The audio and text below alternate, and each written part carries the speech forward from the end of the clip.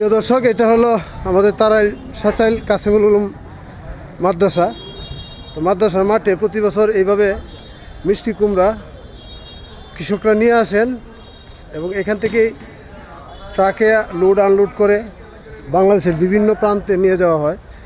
এবং এই মিষ্টি কুমড়াগুলি খুবই সুস্বাদু, আন্ডারগোল্ড এবং লালিমা নামে পরিচিত হাইব্রিড জাতীয় মিষ্টি কুমড়া। দেখেন, দেখার মধ্যে একটা আকর্ষণ আছে।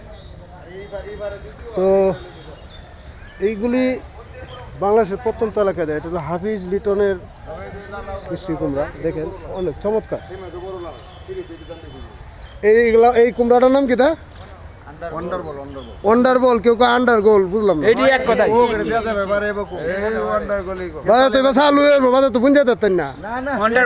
হ্যাঁ, এটা কি আমনে? না আমার না। এটা কি দর আছে?